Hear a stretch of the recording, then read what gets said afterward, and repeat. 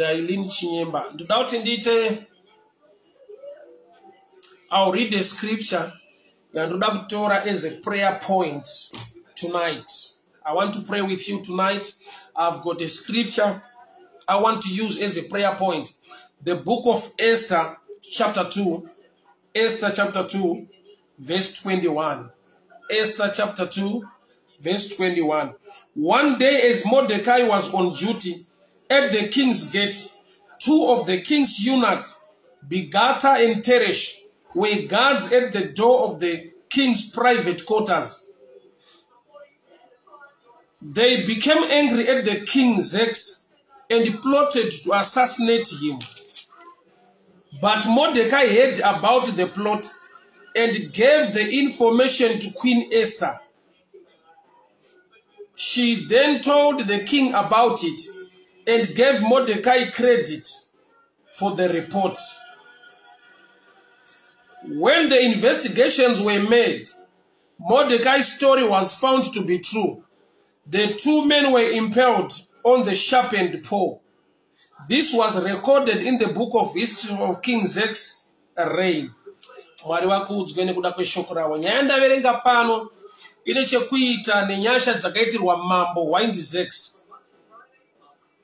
This king anga aine mabodyguard ake vaimuchengetedza vainzi Bigata and Teresh.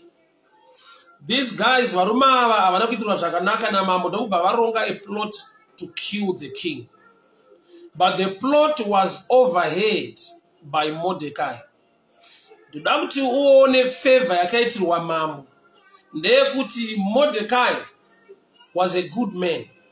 Mordecai wakanzwa vanhu vachironga kuda kuuraya mambo ndokubva atakura nyaya iyi akandoisvitsa kuna mambo.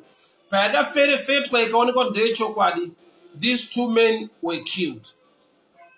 Vaida kuuraya mambo.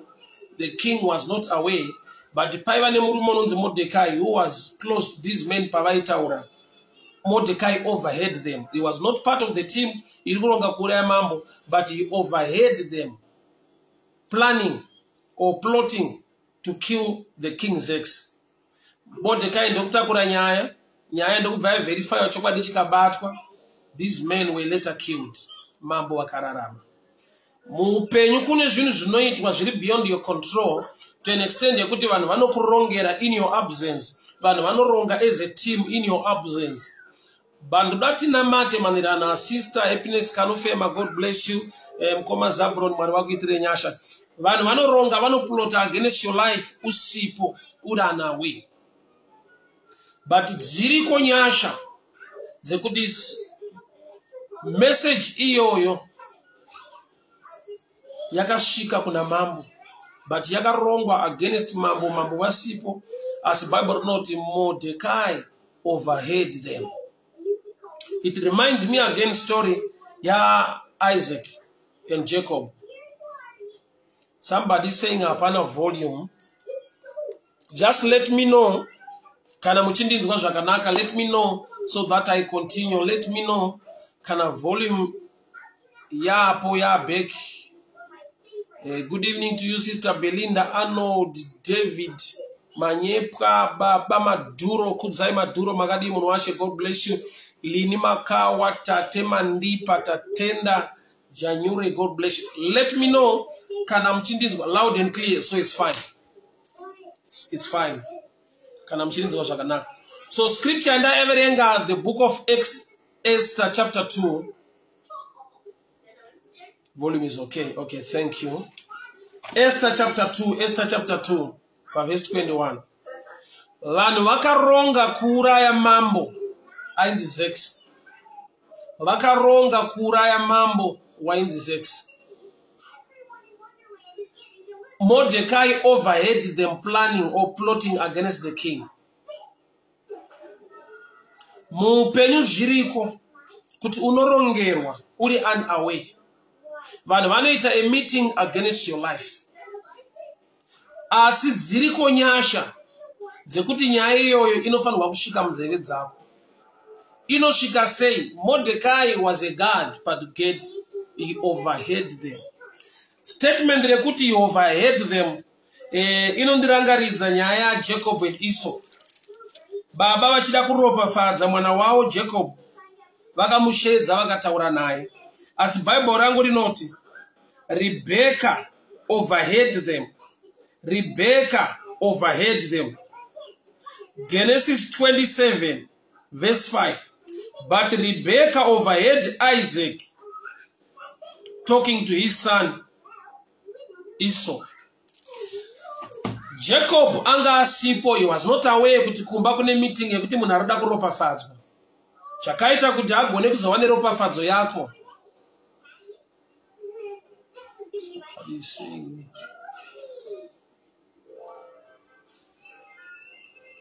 Just hold on a minute. Kumana I saw volume TV. Just hold on a minute, I'm coming. Right. Right.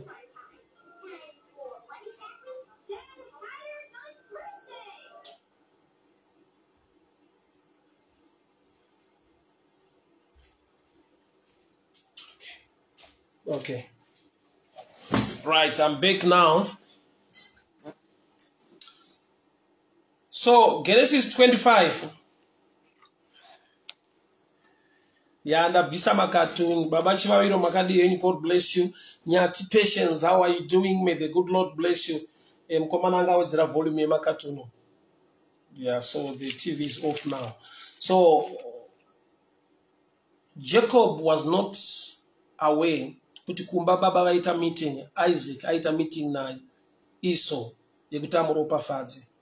Asi chakaitika ndechekuti Rebecca overheard them.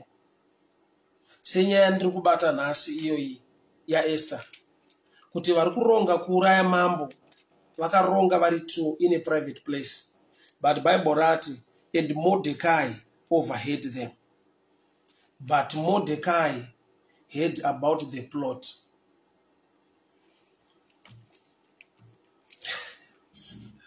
Yeah, somebody saying it's late, makatuns mwanangara. Yeah. Actually, anga agaturara, but ango see a TV. Shingo. All right. Arusha Nguve, God bless you. Clever Murape, God bless you. So let me continue the message and deny the book of Esther, chapter 2. Mambo wanga wasipo, Sister Joylene Mashaya Mombe, Mainoku, how are you doing? God bless you. The same nepanavirenga pano. Kuti Isaac akataura nemwana wake Esau. As Bible writes, and Rebecca overheard them. And Rebecca overheard them. So kuti mkomana azowana ropafadzo Jacob. Inyaya kuti nyangwe anga asipo, but kuna akaita stand on the gap. Akanzwa nyaya dzichitaurwa. Akazomuudza kuti mumba muno munoda kukombererwa munhu, ita zvakati nezvakati nezvakati. Pane nguva mudikani muupenyu. Zvinhu zviri beyond your control. Hapana paigona kuti Jacob anzwe nyaya iyi nokuti anga asipo. As Rebecca was there, she overheard Isaac achitaura na Esau. Mambo vanga vasipo, Bigata na Teresh pavanga vachironga kuvauraya. As Bible rati, and Mordecai heard them. Ndikuda kunamata newe manera nhasi. Mwari ngaakupe imwe nzeve. Kana ndichiti nzeve ndikureva mumwe munhu anoita stand for you. Pari kurongwa against your life. May God raise somebody who stand for you. Pari kurongwa down for your upenyu hwako. Nyangwe usiko. But Mwari ngavakupe nzeve yeMweya. Nekuda kwekuti vakomana Bigata na Tereshi vakaronga kuuraya mambo. The king was not aware, but Mordecai overheard them. Mwari ngavakupe vanhu muupenyu mudikani vanogona kurwadzirwa upenyu hwako. It also reminds me of the book of Acts chapter 2.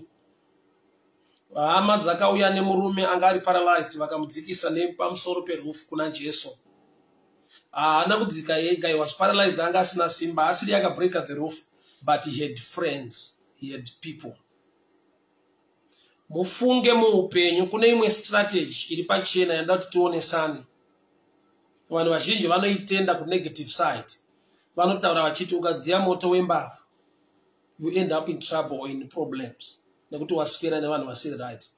The same nekuswera nevanhu vari right, you end up wawirawo mune zvakanaka. Pastor Mugari aswera say God bless you. Kukadiko kwa mtari. So Mordecai overheard them. Ndokunosvitsa nyaya kuna mambo. And these two men were later killed. Jacob anga asipopamba, Isaac achitaura nemwana wake Esau. Jacob anga asipopamba. But mai vake Rebecca, she overheard the conversation. Dzimwe nguva muupenyu kune zvinogona kuitika zviri beyond your control. Kune nyaya dzinogona kutaurwa against your life iwe usiku, hauna manzwiro aungazviite. Kune zvinorongwa against you uri unaware.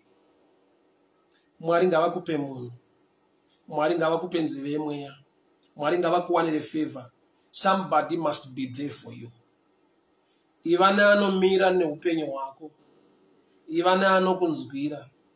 Iva neanorwadzirwa upenyu hwako. Like the four men vakatakura this paralyzed man, vakamudzikisa mumbani pamusoro pemba. Father, I pray in the mighty name of Jesus. Baba ndiri kunamatira nyasha. Sedza makawaira nyangwe mambo 6. Varonga kuda kumuuraya. Mordecai wakazvinzwa. Mambo wakararama. Baba tipewo vanomira neupenyu hwedu like the four men vakatakura this paralyzed man. Vakampaza rufu vakamudzikisa pana Jesu. Upenyu hwake ukachinja. Mwari tipewo vanhu vanonzwa nyaya dzedu, vanotimirirawo munyaya dzedu. Ndiri kunamata manero ano.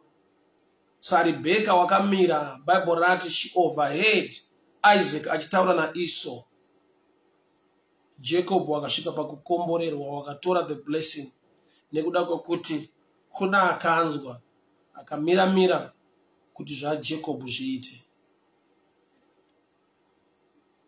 Father, I pray tonight. Ufunge muupenyu audiwe nemunhu wese. Whether you are a good person or not, somewhere, somehow, some people will hate you, some people will not like you. Ufunge mudikane muupenyu. No matter how good you are, there are people who are against you. Vanenge vasiri vanhu ivo vari against you, but is a demon, mweya wechina, but unopfeka vanhu kuti vamire panzvimbo kudzivisa zveupenyu hwako.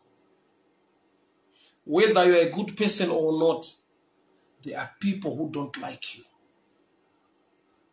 I grew up in this mentality ndinepfungwa iyi yekuti when you are a good person, vanhu vanofanirwa kugamuchira nekukufarira. Ndaifungidzira zviri nyore sekudaro kuti kana ungoriwo munhu ari right, asingatukane nevanhu, asinganetsane nevanhu, anogara achifara, munhu wese unokufarira. Actually, life yakamira sekudai. Somewhere, somehow, there are people who don't like you. And vanokuvenga with passion. They don't like you at all. Zviriko muupenyu.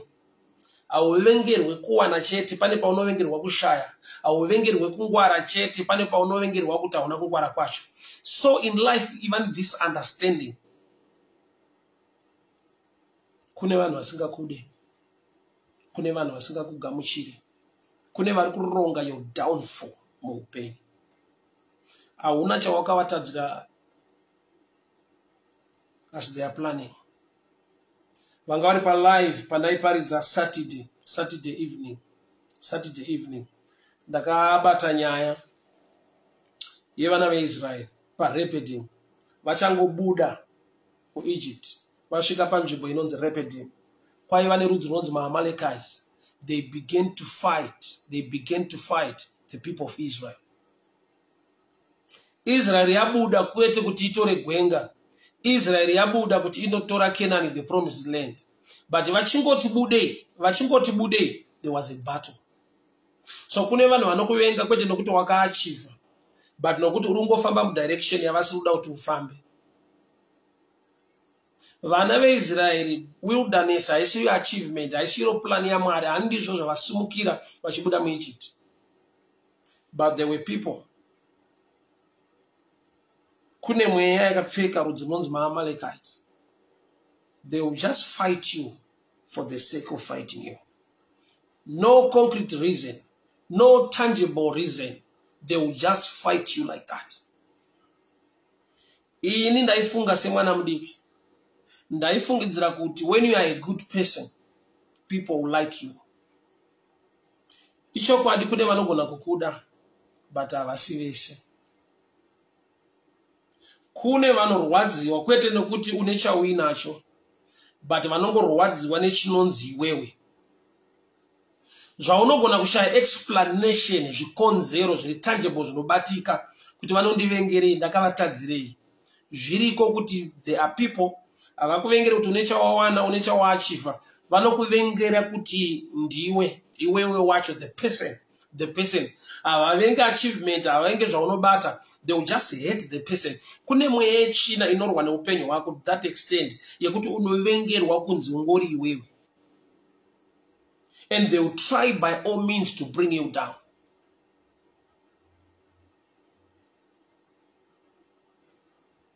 Unogona kushaya zvikonzero zviri tangible. Israel payabuda muEgypt chienda kuKenani, there was no point yekuti rudzi rweAmalekite rutange kuvarwisa. There was no point. As Bible rinobuda pachena kuti rudzi rweAmaleki havana kuitirwa zvakanaka. Vakatanga kurwa naIsrael. That discover kuti life itori battlefield. Upenyu life watiri kurarama tiri pahondo. Whether une chawagona huna, life yatiri kurarama ibattle. Uchiroverwei vachikurwisirei, iyo yekungoti ndiwe iwewe wacho the person. Une chawakaita here, une chawakatadzira yekungoti ndiwe iwewe. Mambo vakaronga kuurawa nevarume vaviri vainzi Bigata naTereshi. Mordecai overheard them. Ndokuendesa news kuna mambo, and the king was saved. The king was saved. Rebecca overheard Isaac achitaura naIsau kuti enda unobata mhuka uye nayo ndikadya ndikuropafadza. He overheard the conversation. Jacob was not around, but chakaita kuti Jacob awanirwe favor, there was somebody akaita stand on the gap akazivisa mukomana kuti pano parongwa zvakati iwe chiita zvakati. Kune zvinhu zvinorongwa usipo, kune zvakarongwa usati waberekwa against you. This is that aside in life. It is so powerful and so challenging kuti kune nyaya dzakarongwa against you before you were born. Kogoita nyaya dzakarongwa against you pawakaberekwa. Pasati pava nezvikonzero pane nyaya dzinenge dziripo against your life. Manera nhasi ndinonamata newe mudikani. Nokuti zvimwe zvacho unoshaya kuti downfall kurwiswa nekuzodai nekudai zviri kubva papi. Unogona kuda kutry kuzvistressa. Unoshayawo kunongedzera. Why? Because uri munhu ari right. Ufunge zviriko kuti you do good to people, but they pay you in a harsh way. Wapedza kuita zvakanaka kuvanhu, you expect kuti people vanokufarira zvinhu zvinofamba zvakanaka. It's not like that. It's not like that. Just imagine kuti Jesu wafida 5,000, wamutsa Lazarus, wamutsa mwanasikana, wamutsa vanhu vakawanda, waporesa vanhu mapofu akawanda. Asi pakandisarudzai munoda ani Jesu kana kuti Bharabhasi? Hakuna vakasumudza maoko vakati Jesu tomuda. Ne good record yaanga ainayo musociety, feeding 5,000 people, raising Lazarus from the dead.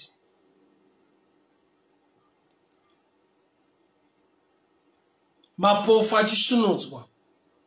But pakanzi munoda ani? Vanhu vakati toda Bharabhasi. Jesu ari kuvengerwa ine good record yakadaro. That's a picture of life. No matter how good you are, you still have enemies. Don't relax. Life is a battlefield.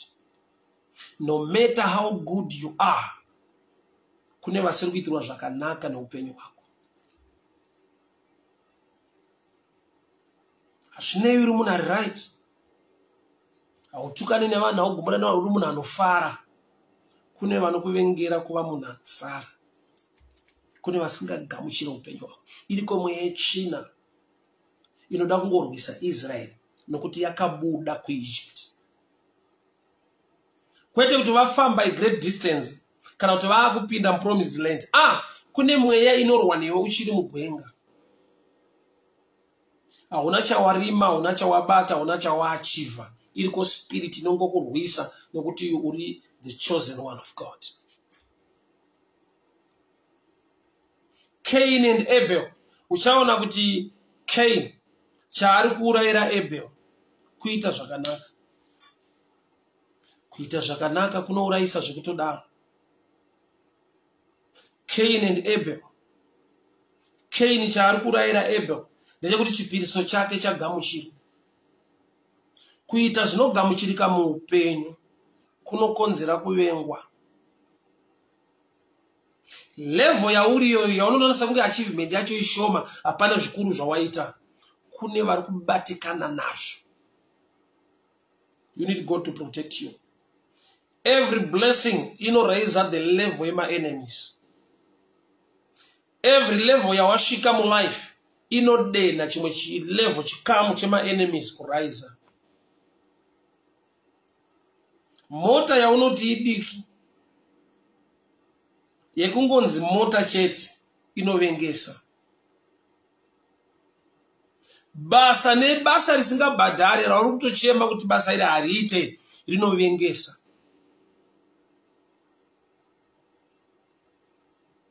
Havanondivengere basa racho ndere manga ndere pasi. Izvozvo zvekungoti basa zvinotovengesa. Marriage yako iyo yacho yausiri kufara mairi iyo. Kune vasiri kutofara kuti uri mairi futi. Just imagine how wicked people are. Iwo uri kuchema kuti marriage yangu haisi right. Kuna asiri kurara kuti uri mu marriage. Saka sometimes you relax or you waste time crying manje. Kuti azvo zvangu hazisi right, basa rangu hazisi right, marriage yangu hazisi right, business rangu hazisi right, zvinhu hazisi kufamba zvakanaka. Unoziva kuti pane paunongovengerwa kunzi une mhuri yako, une vana vako. Kungova une vana chai. Kungova une family. Kune vanotonzwa kuti hazisi right. Havazvigamuchiri zvakanaka. Handisi kukutyisidzira, handisi kukuvhundutsira. I grew up ndine wrong mentality mukukura. Kusvika wazokura une zvaunotoratidzwa, zvaunogona kutooneswa kuti do you know kuti no matter how good you are, there are some people who are not happy. Do you know kuti paunoshare testimony kune vanokurudzirwa nevanofara kuti Mwari vaita zvinhu. Kune vanobatikana zvekuti pese pawaita testimony, to safeguard that testimony, continue to pray. Saka uchiona pane nguva kuti you testify, but the end result yechinhu chawatestify hachiite tangible. Watestify chichiri halfway, you are so happy kuti mapapers asainwa zvakadii zvaitwa. Kune mweya inotoprovoka kuti atopa neimwe stage abuda kuEgypt. Kenani asati apinda, but yekungoti atenderwa kuuya kuinterview agamuchirika iyoyo. Kune madhimoni anosumuka nehasha kuti agamuchirwa sei akatonoitwa interview. Sei mapepa ake, sei kubasa kwake vari kumugamuchira kudaro. Kune mweya isingatarise kuti unotambira mari shoma. Mweya inongorwadziwa kuti unototambira ende unotoshanda. Kune mweya inorwadziwa kuti uri murelationship. Whether relationship yacho uri happy nayo, kune vanokubatikana nazvo.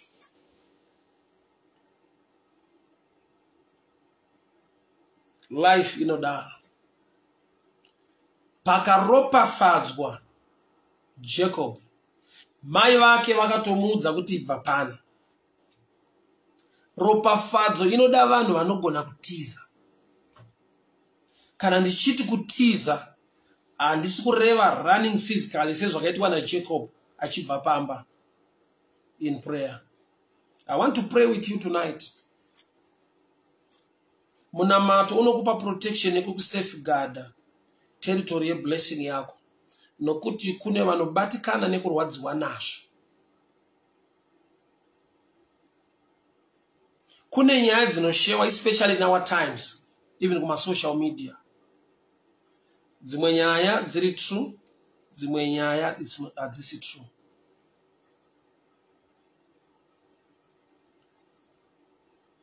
Panogadzirwa zvekuti ushayiwa anomira newe vanhu varegere kukugamuchira.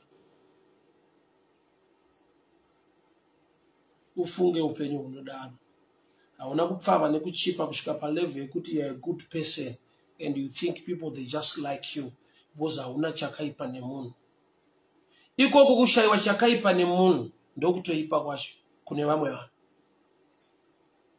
Iyoyo kuva munhu anogamuchirika ndokutoipa kwacho pamberi pevamwe vanhu. Hauvengerwe kuita zvakaipa chete, unovengerwawo kuva munhu ari right. Zvinovengesa kutravela chaiko. There are things we take lightly. Kuti munhu angandivengerei, ndangoendisvika pakati apa. Uchaona kuti ukaposta kana zvinhu kusocial media, you will discover kuti kune vanoisa macomments ari negative. Chinhu chawangoposta usina a mind yekushamisira kana kudada, but unongonzwa zvinoprovoka vanhu. Icho chiri kuprovoka vanhu ichocho, that's a demon, that's a spirit, the Amalekite demon. Ari kurwisa nokuti waachiva. Rinongokurwisa kuti you are going somewhere.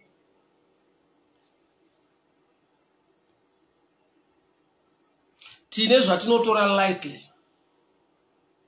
Kuti there is no need kana ndikataura chinichi. People will be happy with me. Osapane patinoposta kuti celebrate with me guys. Pazoitika zvakati, pazoitika zvakati. Zviri right. But kune vasiri kuitirwa mushe. Kana Jacob akaudzwa kunzi bva pamba, your brother is after you. Kukomborerwa kunoda vanhu vanogona kutiza. Kana chipo chako Abel chagamuchirwa, enemy yako mukoma wako ane chipo chisina kugamuchirwa. Yekungonzi chagamuchirwa unoziva kuti Abel na Cain vaita zvipiriso zvavo. Cain chagamuchirwa. Unoziva kuti hapana zvimwe zvinhu zviri tangible zvanga zvaitika mulife yaAbel. Hapana mombe dzanga dzawanda, hapana mbudzi dzawanda, hapana mazimba aripo kana mazimotikari kana kuzvidii. Iyo yekungoti munhu ari kungozviona kuti uyu ari kuita zvinhu zvinogamuchirika, inotourayisa. Pasati pane zvinhu zviri tangible.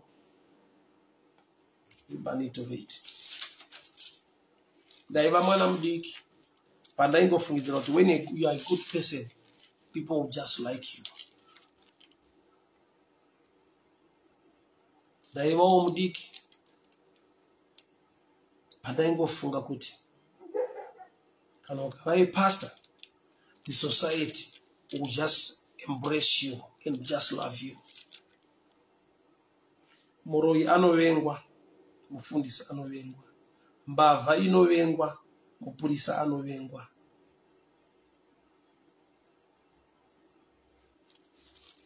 We need to pray tonight. Toda timbotiza. Kana Jacob akatiza, the only way to run away from them, kuisa a hedge of protection in prayer. Munana wangu Mwari, uregere kuita miscarriage nekuda kwema enemies. Kubata kwemimba imwe stage, kubereka mwana wako it's another stage. Pane zvinonzi miscarriage chinogona kuitika pakati. Saka uchiona kuti tine vanhu vane relationship anoita miscarriage. Munotanga mchidanana zvakanaka, along the path umwe wako anongopedzisira asisika. Kune vasina kuitirwa mushe nekuti kuna anokuda. Pastor Moses ufumeli, how are you, men of God? Kwakadiko kwamuri. By grass, may the good Lord bless you. Mwari wakitrenya Shameri Mushure, God bless you. Lydia Mojuwe, God bless you. Piwa Ichiwaura, God bless you. Benita Piwa, Penamoyo Ndlovu, Sylvia Danda Fungai, God bless you. Charity the Conqueror, God bless you, God bless you. Pastor Moses, God bless you, God bless you. Nyasha dzwanzwe, Mwari wakuchengetei, Mwari wakuropafadzei, Mwari wakugonese. Hama dzangu kwese kwamuri, I pray for the hedge of protection to be upon your lives. Ndiri kunamatira ruzhowa rwamweya mutsvene runoita safeguard relationship yako, safeguard business rako, safeguard vana vako. Kana wana zvowachiva zvinoti my enemies akaresigna, munana unoda kutizwa nawo, the blessing inoda kutizwa nawo. I want to read issue ya Cain and Abel. Makatabo shalika tabasa reda bayadia takabo shalika basande. Genesis chapter 4 from verse 3. When it was time for the harvest, Cain presented some of his crops as a gift to the Lord. Abel also brought a gift, the best portions of the firstborn lambs from his flock. The Lord accepted Abel and his gift, but did not accept Cain and his gift. This made Cain very angry, and he looked dejected. Why are you so angry? The Lord asked Cain. Why do you look so dejected? You will be accepted if you do what is right. But if you refuse to do what is right, then watch out. Sin is crouching at the door, eager to control you, but you must subdue it and be its master. One day Cain suggested to his brother, let's go out into the fields. And while they were in the fields, Cain attacked Abel, his brother, and killed him. Mumorium, my brothers. Mumana kuitirwa zvakanaka mukati memhuri. You know, life ndaifungidzira kuti veukama vako, those who are close to you, seko rako, they are there for you. Some of the enemies are the ones close to you, related to you. Wawakatendera kuva museko life yako. You need protection over your life. Pari kudiwa ruzhowa pamusoro peupenyu hwako mudikani manherano. Makata abusha libasayande. Takala abusha. Genesis 27 verse 41. From that time on, Esau hated Jacob, and their father had given Jacob a blessing.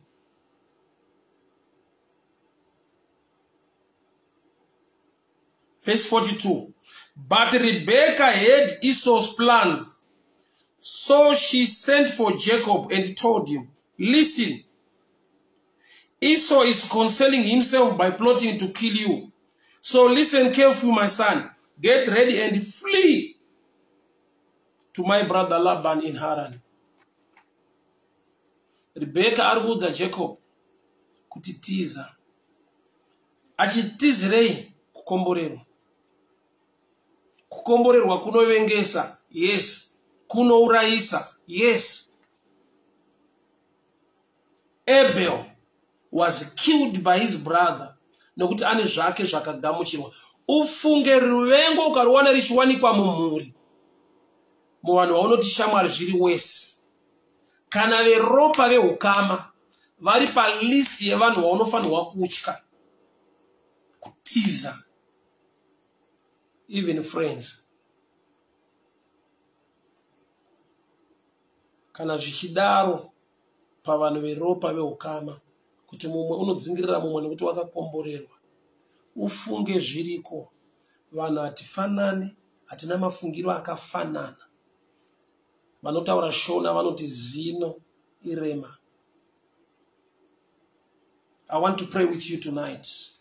May the good Lord protect you. Chese chakaiswa na Mwari muruoko rwako achisi kuzotsvedza kana kudona ngazvichengeteke.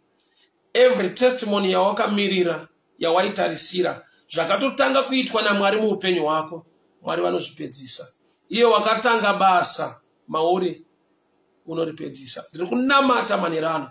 May God expose every enemy, everyone plotting against your life. Bigata na Teresh were exposed by Mordecai. Father, I pray tonight. Mweya yema Amalekais inoda kurwisa vana venyu kwete nokuti vaachiva vasvika asi nokuti vari kufamba nemi vasimudza rwendo rwokufamba nemi kuti vaende kwamunoti vaende. Ngavachengetwe neruzhowa raMweya Mutsvene. Ndiri kunamata Baba manheru ano, a hedge of protection. Ndiri kunamata Baba, a pillar of fire. Every plan of the enemy must be put to shame.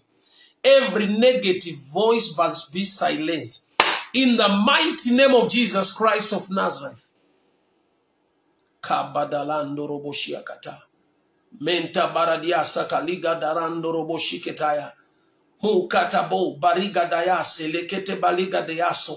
Menta bareka liga dayaso koboshiakata. Father, in the mighty name of Jesus, I pray for the hedge of protection. Mori yangu Baba ngaichengetwe neruzhowa rwenyu Mweya Mutsvene. Basa rangu Mwari ngarichengetwe neruzhowa rwenyu Mweya Mutsvene. Muzita raJesu Kristu weNazareta. Ndataura ropa rinotaura zviri nani darika raAbheri. Baba, ndanamata kuti paropafadzo yese chamakatendera kubatwa neruoko rwangu, chamakatendera kuya kana muupenyu hwangu kana mumhuri yangu Baba, hakuna wakaipa uchachibvuta. Ndinotiza nemunamato, ndinotiza mumunamato Mwari. Every spirit of Cain plotting and planning to kill Abel, mweya wemumhuri, mweya wemadzinza, mweya wabata pakati pehama kuti vanhu vatadze kubudirira, hama idzodzo Mwari ngadzishayiwe simba. Ndataura zita raJesu Kristu weNazareta, Mutsvene wakatendeka, Mwari wenyasha anogona. Protection, protection, protection, protection, protection. In the mighty name of Jesus. In the mighty name of Jesus. In the mighty name of, pray with me, pray with me, pray with me, pray with me, pray with me. Namata uchiti protection yenyu Mwari. A hedge of protection upon my family, upon my relationship, upon my career. Protection, protection, protection, protection, protection. Nezita raJesu, nezita raJesu. Mwari wakarwira Jacob. Tirikunamata, the God of Israel, the God of Jacob. Nyasha ngadziwanikwe Baba. Mwari wakarwira namambo Zex. Nekuda kwekuti Bigata na Teresh varonga kuuraya mambo. The plot was exposed. Baba, every enemy, every plan of the enemy, let it be exposed. Nyasha dzenyu ngadzibuditse pachena. Vakamira nepfungwa yekurwa nekurwisa zvatinobata nezvatinoronga mukati meupenyu hwedu Mwari. Ndiri kutaura ropa raJesu, ndiri kutaura ropa raJesu, ndiri kutaura ropa raJesu, ndiri kutaura ropa raJesu. Ndinotaura nyasha, hedge of protection, hedge of protection, hedge of protection, hedge of protection. In the name of Jesus, in the name of Jesus, hedge of protection, hedge of protection.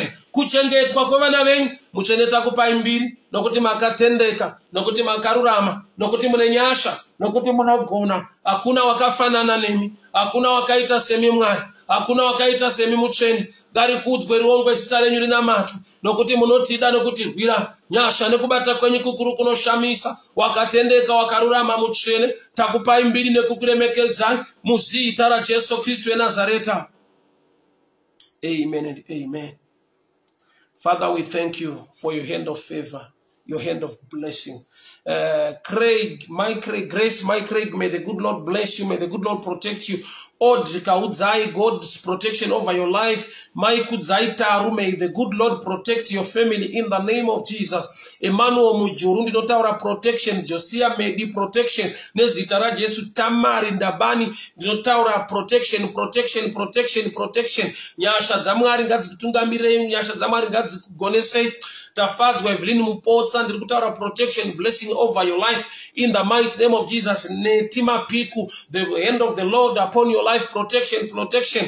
Washington Mushonga, protection. Mary Mushure, protection. Roderick Musiwa, PY Chiwaura, ndiri kutaura protection ya Mwari muupenyu wako. Everton Mavunga, Charity the Conqueror, ndiri kuda kunamata munamato wekuti may God expose every plan yakaitwa mu private place against your work, against your relationship, against your life. May the Lord God expose it. Ngazvibuditswe pachena, ngazvibuditswe pachena, ngazvibuditswe pachena. Sabigata na Teresh vakaronga kuuraya mambo, asi nekuda kwekuti Modhekai wakazvinzwa, nyaya ikabuditswa pachena. Baba ndiri kunamata, expose them Lord, expose them. I want you to believe with me in this prayer. You will testify this week, you will testify tomorrow, you will testify, your testimony is coming. May God expose them. May God expose them. May God cause confusion in the camp of the enemy. May God cause confusion in the territory of the enemy. May they be exposed in the name of Jesus.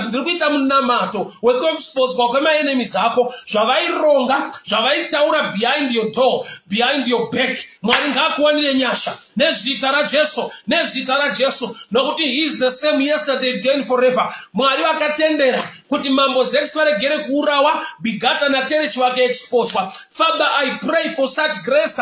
I pray for such grace. Expose every enemy. Javaronga behind the door. Expose every enemy. Jagaronga behind the scenes. In the mighty name of Jesus. In the mighty name of Jesus. In the mighty name of Jesus. Babanda namata. A pillar of fire. A hedge of protection. By the reason of the blood of Jesus that was shed at Calvary. Bana venyu ngavachengetwe vagoneswe. Mazvita nekutaura kuupenyu hwedu takupai mbiri nekukuremekedzai muzita raJesu Kristu weNazareta. Amen and amen. Handizive vanashumira kuupenyu hwake manero anhasi. Protection yaMwari ngaikukomberedze.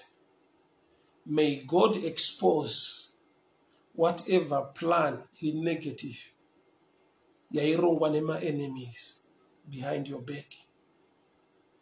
Mwari wedu unonzwa, Mwari wedu unoziva. Hakuna chakavanzika kuna Jehovah. Mwari ngavakonzere confusion in the camp of the enemy. This week I decree and I declare, uchazvinzwa, unenyadza uchanzwa, unenyadza uchanzwa. My God will expose them. My God will expose people. Vachapandukirana, vachakudza nyaya. Kuna achatakura makuwa yezvairongwa against your life. In this week you hear about it.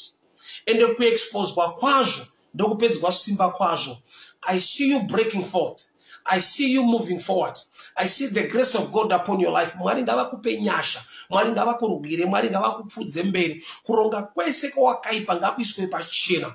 Baba vachazviexposa kuti iwe ugone kuziva uye ugotenda Mwari. Uye ugopfudzwa mberi. Ndiri kuona breakthrough, ndiri kuona favor, ndiri kuona success muzita raJesu Kristu weNazareta. Amen and amen. Amen and amen. Amen and amen. Ndataura ndikati pamwe pacho unovengerwa kuita zvakanaka muupenyu. Unoziva kune vanhu kuti unovatengera zvaunovatengera. Vanotokuvengera iyoyo kuti unovatengera. Vanoona sekunge uri kushamisira, uri kuvadadira. Iwe uchitovapa uchirevesa nemwoyo. Zvakanaka zvinovengesa. Zvakanaka zvinourayisa. Kugamuchirwa. Vamwe vasiri kugamuchirwa kune vasingaitirwi zvakanaka nazvo. Ebhe chipo chake chakagamuchirwa. Kaini ukarwadziwa ukauraya Ebhe. Saka chinzwa kamudikani zvazvinodai mumhuri. The brothers kuurayirana kuti uyani zvinogamuchirwa. That spirit is still there.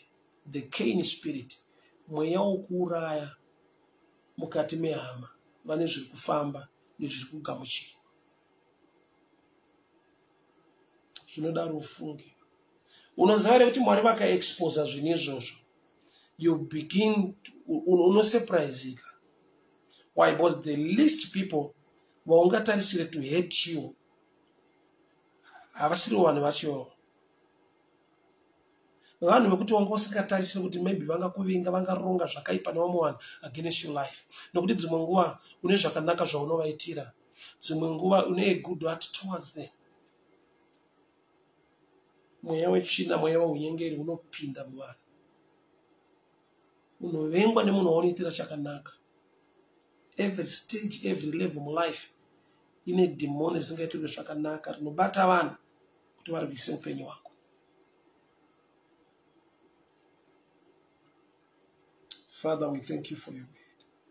We thank you for your grace. We thank you for your favor. In the mighty name of Jesus. Amen and amen. Ndinotenda Mwari zvikuru manheru ano. Mwari ndimwari wakanaka. Mwari ndimwari wane nyasha. Zvaunobata mudikani ngazviendeke. Masuo ngaazarurwe. Nyasha ngadzikutungamirire. Favor yaMwari ngaioneke muupenyu hwako. Muzita raJesu Kristu weNazareta. Amen. My last prayer point is to pray for the peace ku Gaza, ku Middle East. Wondo pakati peIsrael nePalestine. Innocent lives being lost. We pray for peace. Let's pray for peace, Mudikani. Baba, the God of Israel, we pray for peace, Middle East. We pray for peace. Innocent mothers, innocent babies, innocent fathers, lives being lost. We pray, Lord, for protection. Ndanamata nekuda kweMiddle East. Ndanamata nekuda kwehondo. Ndanamata nekuda kwezviri kuitika kuIsrael, kuGaza, kuPalestine. Rudo rwenyu netsitsi dzenyu Mwari wangu. Kuzwa ine kusingaperi nokuti makanaka. I give you praise, I give you honor. In Jesus' mighty name I pray. Amen and amen.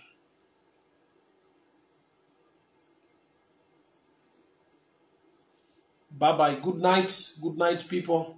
Good night. Good night. Bye-bye. Tisanganiswe mangwana. Tisanganiswe mangwana. Tisanganiswe mangwana.